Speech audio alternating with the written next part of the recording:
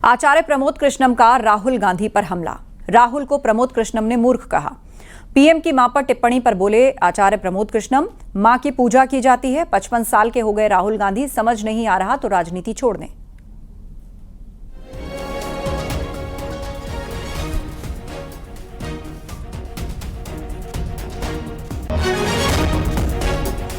तो आचार्य प्रमोद कृष्णम ने राहुल गांधी पर हमला बोला और कहा कि वो मूर्ख हैं, भारत में मां की पूजा की जाती है। 55 साल के हो गए हैं, अगर समझ नहीं आ रहा तो राजनीति छोड़ दें राहुल।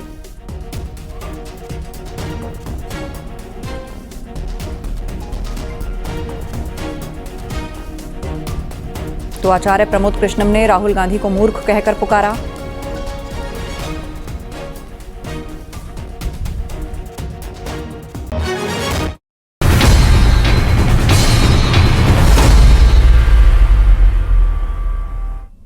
संभल में पिछले साल हुए दंगे का पूरा सच सामने आ गया है। संभल में हिंसा की रिपोर्ट आने के बाद से सियासी टेंशन का माहौल है। ऐसे में संभल में जुमे की नमाज को लेकर हाई अलर्ट है। जुमे की नमाज को लेकर सुरक्षा बढ़ा दी गई।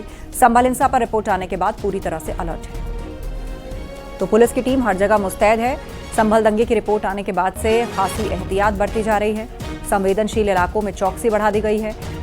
आज जुमे का दिन है, सुरक्षा के चाक चौबंद इंतजाम किए गए हैं। जुमे को लेकर संभल में सुरक्षा बढ़ा दी गई है। जामा मस्जिद के पास सुरक्षा बढ़ाई गई है। संवेदनशील इलाकों में खासी चौकसी बरती जा रही है।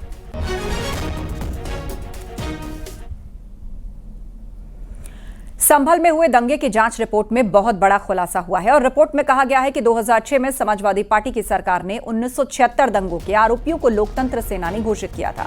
उस दंगों में हिंदुओं का नरसंहार हुआ। आरोप के मुताबिक उसमें तत्कालीन सपा सांसद शफीकुर रहमान बर्क ने मुस्लिमों का साथ दिया। रिपोर्ट में कहा गया कि मौजूदा सपा सांसद जियाउर रहमान बर्क के दादा और तत्कालीन सपा सांसद शफीकुर रहमान बर्क के सहयोग से 1978 में हरिहर मंदिर के हवन कुंड के आसपास कीर्तन पर रोक लगाई गई और जिस हवन कुंड के आसपास हिंदू कीर्तन करते थे वहां वजू करने की जगह बनवाई। संभल को आतंकिस्तान बनाने की तैयारी थी।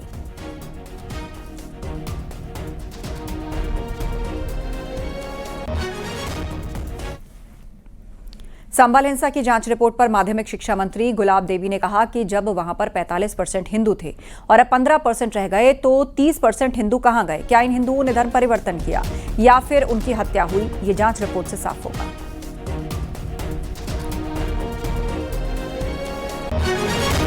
संभल के बारे में सौंपी गई है, उसके बारे में मुझे यही कहना है, जैसा कि टीवी पर भी चल रहा है कि 45% हिंदू था जो आज 15% रह गया है।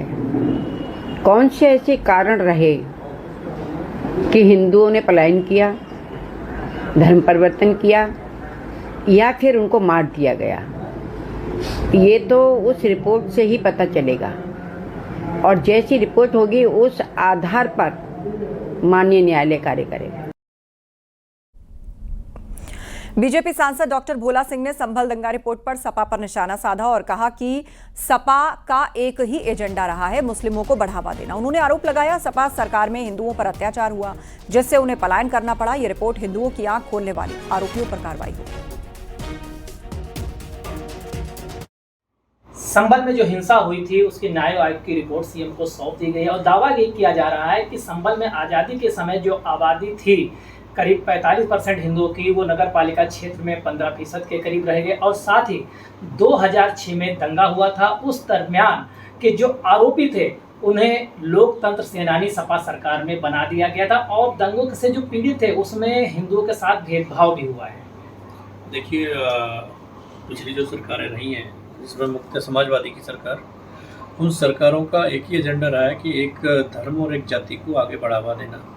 वो चाहते हैं कि सिर्फ मुस्लिमों की वोट लेके वो सत्ता में रहेंगे और लगातार लंबे समय, क्योंकि जो संभल एरिया है ऐसा है कि मुस्लिम तो थे उसमें, लेकिन धीरे धीरे जो हमारे हिंदू भाई थे उन पे अत्याचार वो लोग अपनी सरकारों में करते गए और वहाँ से पलायन करते गए।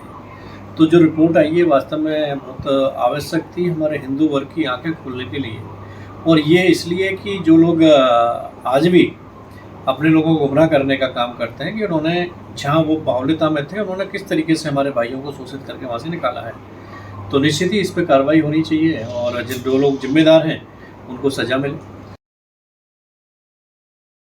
उधर अयोध्या से एसपी सांसद अवधेश प्रसाद ने संभल की रिपोर्ट को पूरी तरह से फर्जी और जमीनी हकीकत से परे बताया। अवधेश प्रसाद ने कहा कि रिपोर्ट सरकारी है। उनका कहना है कि अगर सही मायनों में कोई सर्वे कराना है तो एक निष्पक्ष कमेटी बनाई जाए। ये रिपोर्ट गलत है। ये जमीनी रिपोर्ट नहीं है, ये सरकारी रिपोर्ट है। ये रिपोर्ट जमीनी नहीं है, तथ्यों के विपरीत है। और ऐसी रिपोर्ट को दरकिनार करके अगर कोई सर्वे कराना है सही माने में तो एक कमेटी बनाई जाए जिसमें विपक्ष के लोगों को भी शामिल किया जाए, सत्ता के लोग भी रहें और वहाँ के जनप्रतिनिधि भी रहें